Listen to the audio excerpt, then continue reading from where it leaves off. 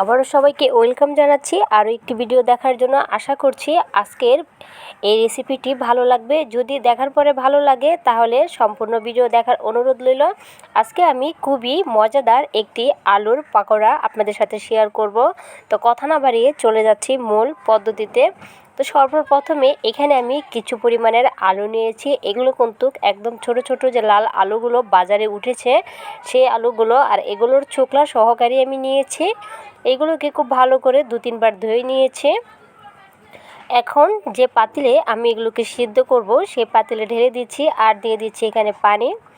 এখন এটাকে চুলাতে বসিয়ে দিচ্ছি। এটা যতক্ষণ না সিদ্ধ হয়ে যাচ্ছে এতক্ষণ পর্যন্ত অপেক্ষা করতে হবে।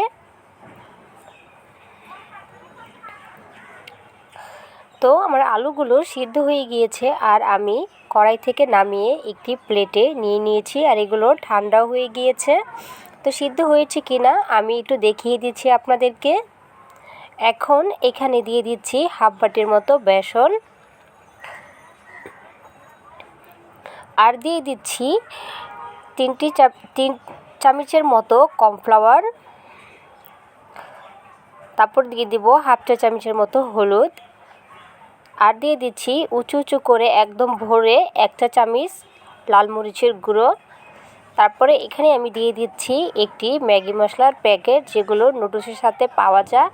আজকে শুধুমাত্র এই 3টি উপকরণ দিয়েই খুবই মজাদার পাকোড়া তৈরি হতে চলেছে। আর দিয়ে দিচ্ছি ব্যালেন্সের জন্য লবণ। তারপরে এগুলোকে খুব ভালো করে মিশিয়ে নিচ্ছি। এভাবে অল্প অল্প করে পানি দিয়ে এগুলোকে আমি ভালো করে মেখে নিব।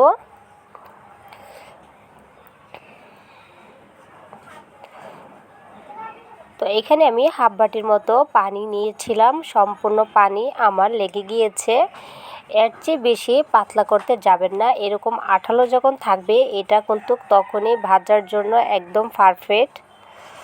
তো এটা আমার মাখানো হয়ে গিয়েছে। এটা কিন্তু রেস্টে রাখার কোনো প্রয়োজন নেই। তারপরেও আমি হাত ক্লিন করতে করতে এটা রেস্টে অলরেডি থেকেই যাবে। তারপরে চলে যাচ্ছি চুলায়। একটি কড়াইয়ে পর্যাপ্ত পরিমাণের তেল আমি হাই হিটে গরম করে রেখেছি। এখন সে আলুর পকোড়াগুলো দিয়ে দিচ্ছি। তো যখনই একটি সাইড হয়ে যাবে তখনই এগুলোকে এইভাবে উল্টিয়ে দিতে হবে। চুলাটা কিন্তু অবশ্যই কমিয়ে রেখে তারপরে এগুলোকে ভাজতে যাবেন।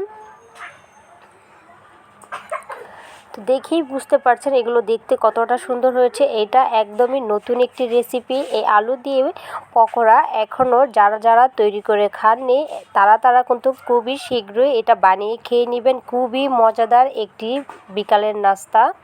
তো আমার সম্পূর্ণ আলুর পকোড়া ভাজা হয়ে গিয়েছে। এখন এগুলোকে পরিবেশন করার পালা। একটু সৌন্দর্যের জন্য উপর থেকে কিছু ধনেপাতা আমি এভাবেই দিয়ে দিচ্ছি।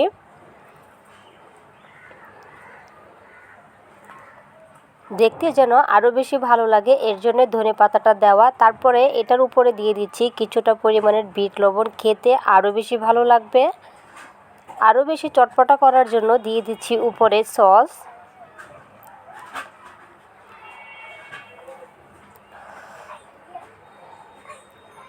তো এইভাবেই সসটা দিয়ে দিয়েছি। তারপরে আরও বেশি মজা করার জন্য এখানে আমি দিয়ে দিচ্ছি লেবুর রস। এখানে আমি অর্ধেকটা লেবু কেটে নিয়েছি। এটা খেতে আরও বেশি ভালো লাগে যখনই উপর থেকে এভাবে লেবুর রস দেওয়া হয়।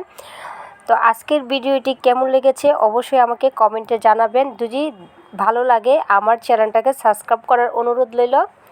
বেল বাটনটা ক্লিক করে রাখবেন পরবর্তী নোটিফিকেশন সবার আগে পাওয়ার জন্য। একটি ভেঙে দেখাচ্ছি তার ভিতরটা কীরকম হয়েছে। খেতে কিন্তু দুর্দান্ত মজার হয়েছে। তো আজকের ভিডিওটি এই পর্যন্তই। সবাই বেশি ভালো থাকবেন, সুস্থ থাকবেন। দেখা হচ্ছে নতুন আরও একটি ভিডিওতে। আমি আরও কাছ থেকে দেখাচ্ছি এটা দেখতে কতটা সুন্দর লাগছে, যা বলার মতো না। যখন বাসায় তৈরি করবেন তখনই বুঝতে পারবেন এটা কতটা সুন্দর। আর খেতে তো মানে কি বলবো, অনেক বেশি মজার হয়।